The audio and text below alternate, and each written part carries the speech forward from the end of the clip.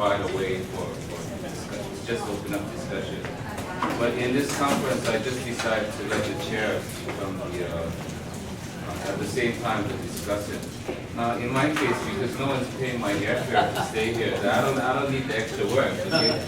I think what I'll do, also because we did have some very interesting presentations, even though we ran over time. I want to ask each presenter if they have comments on the other papers as a way of starting the discussion.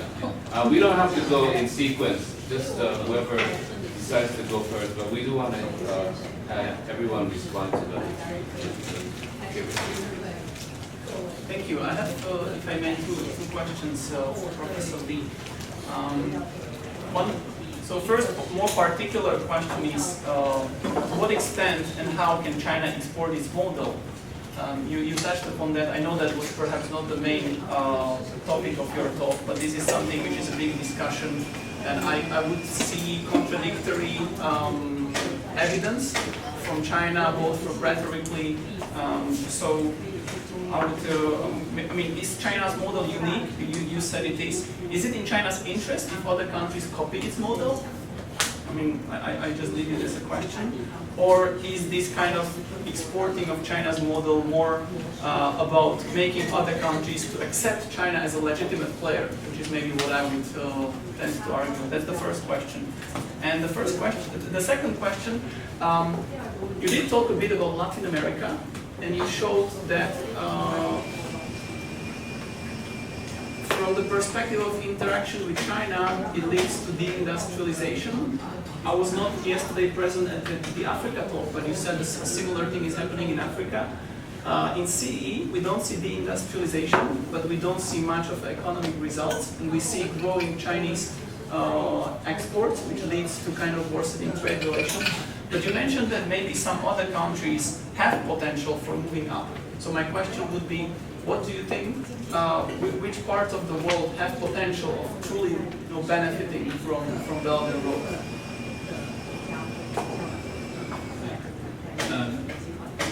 I fully believe, since I've been living in the West for 30 years and back and forth, and the Chinese success is unique only to China. That's full stop. That this single party system, there's a lot of Chinese way of doing things. It's because that on the one hand they need economic growth, on the other hand to sustain the political structure. So they have to find a way, and this I discussed with as a result of self-correcting. China is constantly trying to touch the stone across the river and trying to find a self-correcting thing. So a lot of things, domestic, international, combined into Chinese success, and that success but by exporting the model here refers only to some policy making. For example, the Ghanaian president visited Deng Xiaoping, asked Deng Xiaoping for advice, anything. Then said that you cannot copy our system. But there is something you can learn from us, is policy consistency. It's policy consistent, and you need strong states to show a correlation with consistency of your policy, because global capital displays stability, consistency. Okay? So some of Chinese way of doing things maybe can be learned, but not as the whole model, that's for sure. And Latin America, Brazil claimed, and according to statistics, that they became deindustrialized. But on the other hand, they had 10 years economic boom. So this is kind of picture that they earn a lot of money from. And Yen also shows some data from Africa that Chinese economic growth and their export of raw material actually match. But when China declined economic growth, and they also declined. So this is kind of external dependency relations.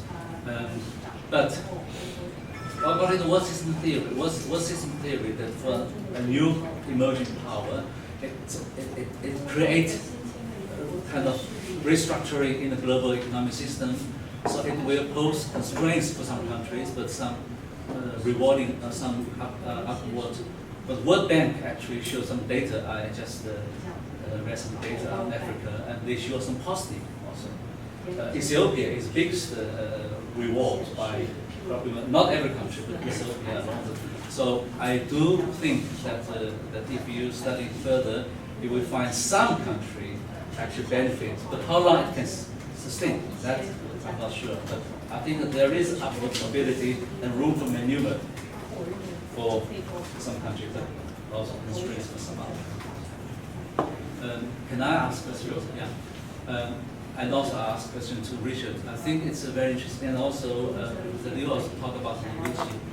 To me, that this Weiqi approach is a strategy approach, but it's not theory. Okay? It's not theory, it's a strategy. So the point is that I'm asking, so when you win a Weiqi, you win. Let's say you win something. It's because you play well, or it's because the global structure, the global context, actually favors you. At that time, okay, when Mao Zedong played Weiqi during the Cultural Revolution, he played also Weiqi by uniting the Third World political forces, and the result was very rewarding politically, not economically, politically, in terms of United Nations recognition, and Taiwan was abandoned, and also to win the European support, etc., etc. Okay. So he also played, but at that time it was that context, global structure. But then Xiaoping played another kind of Weiqi, or Jiang Zemin, it's that they play well, or it's the global structure. So here we have structure agency. We very emphasize on agency, the actor playing good game. Okay. But if, let's say that the US or China, Carter did not establish, or Nixon didn't come to China, suppose that China would not have that kind of opportunity. So if the structural context is not there, no matter how you are capable of playing Weiqi, I don't think you will win. So whether structure matters, or structure is the foundation, then you are a good player. Thank you very much. Yeah. So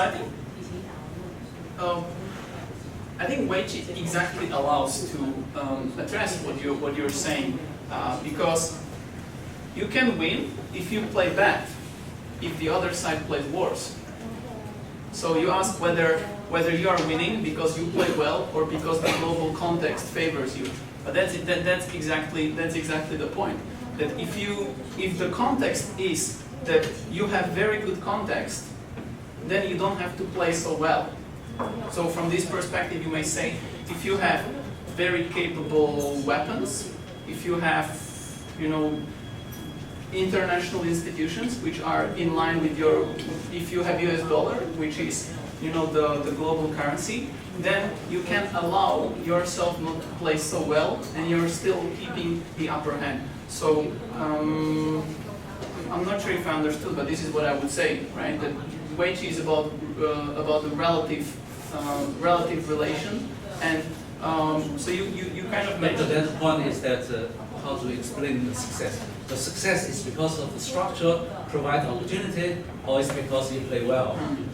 So I would say that it's easy because structure is also a result of previous steps by the agency, right? So we have now international order, we have the UN, we have WTO, we have IMF, we have American dollar, which is the global currency, and these are results of previous Weiqi games. Now it's a context. So in the same way, when you play Weiqi, right, you can enter the game at the 200 steps. There is a context, but previously that context is a result of previous games. But then we can discuss, for example, Serbia, you mentioned Serbia. Serbia is different. One of my PhD students, I co-supervise a PhD student from Serbia. She's doing a project on how the socialist memory become the driving force for Serbia and China relations. That's opposite to other countries, CE countries, opposite to Poland, opposite to Czech. But the Serbia is different. So for Serbia, his question is right, whether that represents anything. Okay?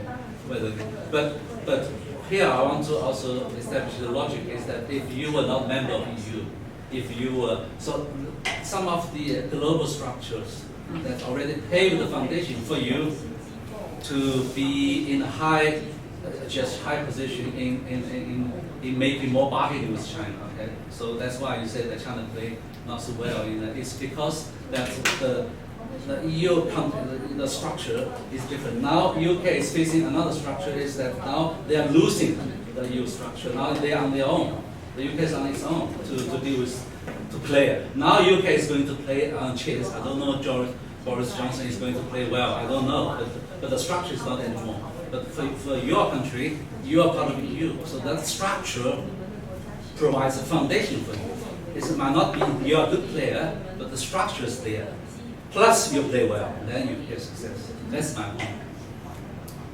Anyway, any other questions? Maybe I can also Yes. join. Yes. Maybe one question for you and one question for you. I'm curious about how you, when you talk about this strategy or concept of Weiqi or other things, not theory, and you emphasize on the interpretation of this word system as a structural framework interpretation. I was curious about how you will really place or frame Chinese capitalism or capitalism with Chinese characteristic. Does it differ from the Western capitalism or US or whatever it is? So what is really Chinese model different? How do you interpret? But then this interpretation is it based on the structure? If we look at the system or for example, when Wolfgang discussed this world system, its different stages, he does not really only talk about external factors. He also talked about internal factors, the bureaucracy and their military, but also their resources, right? And but they need more resources, so they go up. But they have a strong navy, and then they just the power, the core of the system shifted from one country to the other, and then expanded because of some. But this is an interpretive model. This is not a predetermining frame, right? So if we look at China as someone who knows to some player, I still am hesitate to use this Weiqi entirely for the interpretation of this historical process. But there is something there.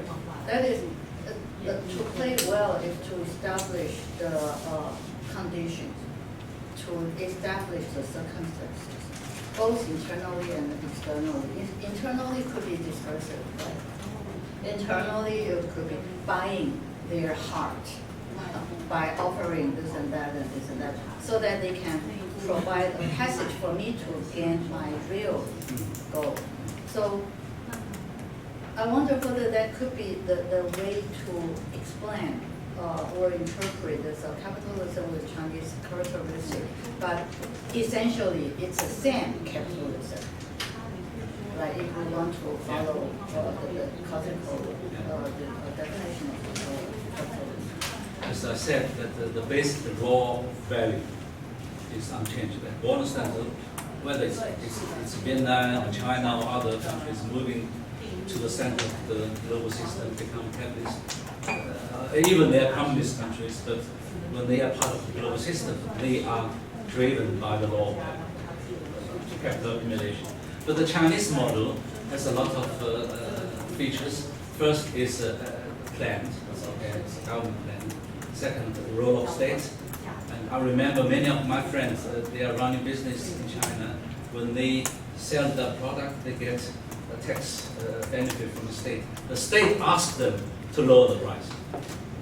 Because I also let some Danish companies visit in China because they want to outsource to China. So I make a match between some of the people I know they have business and with Danish business. When they come here and they begin to bargain on the price, and sometimes it's so low price. I said, can you really run business? They said, no problem, because the state will be money. So the state has to support Chinese entrepreneurs to beat the price of any any other competitor in the world. But that was the old model, which US feel happy, and Western countries feel happy because the Chinese state actually sustained a lower price for Western companies. But today's new model is different. So new model they hate that this kind of state-led model because that is hurting for them. Another features is, for example, the state-owned enterprises, okay, the role, and also this kind of that imposed intellectual property transfer, and all these features, what we call the Chinese capitalism, or capitalism with Chinese capitalism, but that other countries do not have those features as I mentioned. These are some unique features. So that's why I do not believe the Chinese model can be transferred, because not so many countries are in that strong position, strong state in that position to counter, to provide a similar model.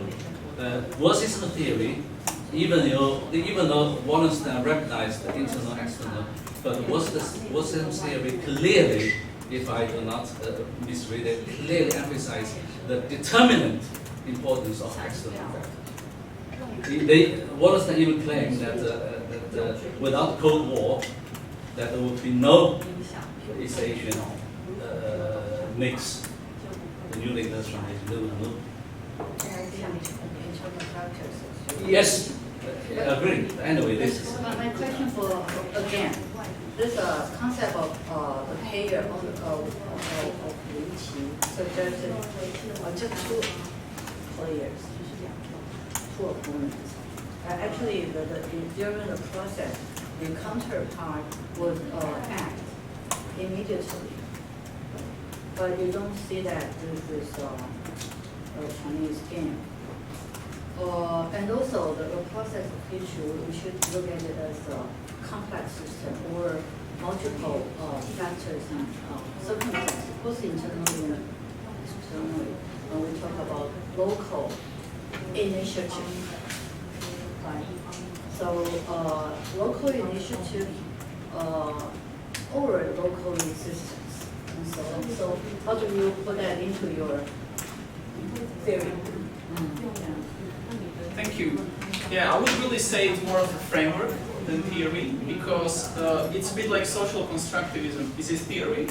I think it's a bit of an empty bottle. It depends how you fill it, right? I think basically this is a metaphor. It's very abstract, and you can fill it with, things you believe fit certain context. So today I referred to Cox and Gramsci, right? We discussed that you could refer to Mahan and so on.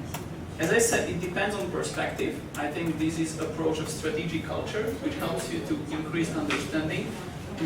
It depends on us whether we say that's useful or not. But maybe what I want to say is also, I'm not claiming China is willingly playing Weiqi. That someone in Beijing says, okay, now it's my turn, and this is what I do, and so on, right? That's not what I'm claiming. It's a metaphor. I think the Chinese, and that's why it doesn't really matter if there is opponent or not, right? What I'm saying is that the Chinese foreign policy steps have some features which remind us Weiqi game. So if we look at it from perspective of Weiqi game, we can kind of discover some patterns. And by the way, this is what I claim in the paper, is the added value of using so abstract scheme as Weiqi, above, for instance, Gramsci. Weiqi is so abstract that you may discover some connections which normally you would not see. So this is what I would say, that I don't see it as a problem that there is no clear opponent. It really depends. What I'm saying is that the Chinese steps have some of these patterns. One question, Professor Liu. Sure, please. Is that I'm not sure whether your definition of Tianxia is correct, because you said under the heaven everything belongs to me. When I put it, I think this is not what I understand. I think that Tianxia means that under the heaven, everybody respect my authority, but not belong to me. Because, for example, that the idea is that you rule yourself. I'm not going to rule you. but you have to respect my That's the authority. wisdom of the ruler. Yeah, but does not belong to me. Here is very big difference, because if it belongs to me, then this South China Sea and all this kind of conflict with China, they began to attack Tianxia, because Tianxia means that everything belongs to me. But that's not actually. That's why Yan Xuetong, the Beijing University professor, he invented a new theory called moral realism. I found it's very contradictory. Moral realism, which means realism means that China has this ambition, or has this Tianxia ambition that wants to shape the order, but in return, that countries respect China and China will give you benefits. This kind of respect reward, that's basically, as I understand, the old Tianxia concept, that you respect my authority, I will give you benefits. Yeah, you know, that's a clever wisdom of Chinese ruler. That is, I actually spent some pages on discussing François Julian's interpretation of Shi, propensities. So that is the emperor, the ruler, the clever combatant. They don't really kill people because if you kill them. They not only leave it alive, when you take it out, you say you kill it, but it should mean that they bow to you, they obey you. So that's a military strategy. Okay, the best military strategy is not to battle against, not to kill them, but to use strategies for them to obey. And for this the Chinese emperor, the best one, the sage king, they make people, they don't need to do anything, but let's admit, but they let's say at feet, they come on their own. They come on their own. They submit. Okay, so that is relatively similar to the tribute system. Okay. Yeah. So the revival of the tribute territory, but not by. I agree. Yeah, both ways. I agree. But we just say it does not belong to China. Anyway, Okay, that's Yeah, others for now, involved, for now, so yeah. please. Yeah. Yeah, some thoughts on the on Weiqi. It's interesting approach. I mean, my first thought is the idea of games, the idea of players and pieces. I mean, I think the point came up already, but the idea that in Weiqi, in the game at least, the pieces don't have their agency, so to speak. Unless maybe you're taking a Victorian approach and say they can have their agency, but they're there, right? You can flip them, you can turn them. But in international politics, generally, there's. I mean, I don't like the idea of dividing this all domestic and international. Obviously, there is a sharp division, but there is the question of sort of local kind of politics and factors. And a lot of what looks like a geopolitical move by one party might actually not be that in person. I think this is the case. There was a map of Bagamoyo port as one of these like bases. He said it was going to be opened in 2017. Hasn't even been built yet. Hasn't even been started. The port in Tanzania, it was originally a Tanzanian project. Like they got Chinese funding, and then they canceled it, and then they restarted and they canceled it. Right now it's under negotiation, but that's just one thing. The issue of by looking at it from the perspective of geopolitics, being Berber interpreting sort of the role of external actors in local politics. But more broadly, the issue of Weiqi is the question of the location of the game. And I know you're trying to think of it more as like a metaphor rather than as something that's like in the mind of strategists. Because I mean, I think, but it's interesting to me that there's already sort of literature that kind of referred to, which are people interpreting Chinese thinking as somehow being motivated in some sense by Weiqi logic. I mean, the fact Henry Kissinger writes about it. I mean, it already shows it sort of kind of this almost orientalizing logic that this some kind of the Chinese know strategy better. And I hear this a lot. Even in Tanzania, if you want to choose at all, the Chinese they know what they're doing. But then when you actually look at some of the messy details of Chinese politics and those who really study sort of the implementation of these projects, you don't really find it. You find this sort of scattered mess of decentralization. Christina, who's not going to make it, talks about how Yunnan was doing trade with Myanmar, even though Beijing opposed. I mean, it's all this. It kind of falls apart. The idea that there's sort of this logic or strategy behind it. So then the question becomes: is Weiqi more of like the way we explain things? Like it's sort of pedagogy. It's sort of like, it's something that gets taught in the classroom. It's something that gets spoken of over dinner, over tea. And it's just a way to help us interpret enough process, which might not be looking at that level. And I don't want to take too much time, but I guess the question starts with strategy versus strategic intelligibility.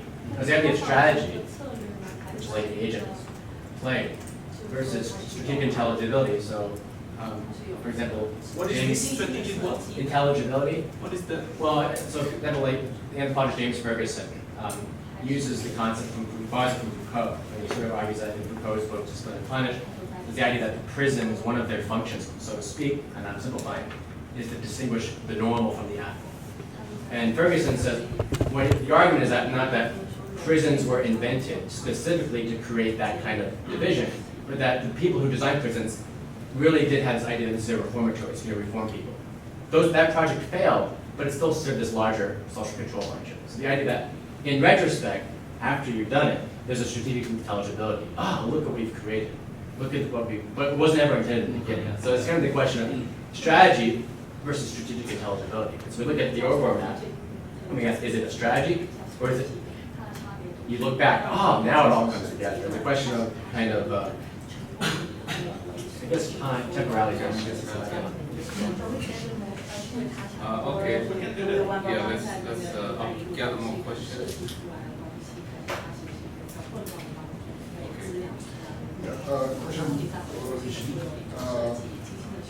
so very interestingly, you mentioned China's troops defending its property in South Sudan and have some Navy operation outside of the Somalia water. That reminded me someone characterizing One Belt, One Road. The Silk, they're saying if the Silk Road can move goods, it can move troops. But I think this is a hype, just like Steve Bannon, try to make One Belt, One Road much more high. Exaggeration, yeah. Yeah, exaggeration. So, is there any defensive or dissuasion that this will not be the case? Because I got the similar questions when I give my keynote speech at the college. Someone asked me this, so I'm very pass it. I think there is a consensus both inside China and outside China that that will be the case, that the Chinese People's Liberation Army will be outward. So the Silk Road, if it can move goods, it can move troops. Exactly. The argument is that we have to protect the supply chain, like the United States, the same. The logic is the same.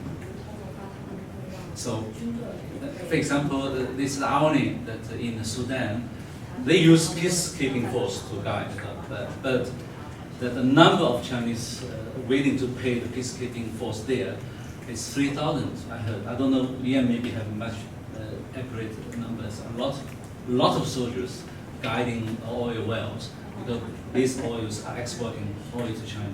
So it's more kind of guiding your interest now. Previously it was not like that, but the Belt and Road will speed up this type of calculation or this type of worry from outside the world. They think that the People's Liberation Army will be also expanding.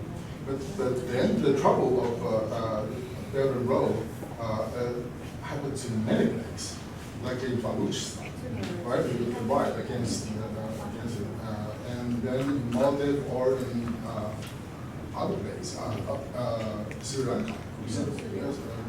Now there will be more in the Yeah, future. right. Yeah. So at that time, I think the Chinese will adapt other option rather than deploy its army. There are many other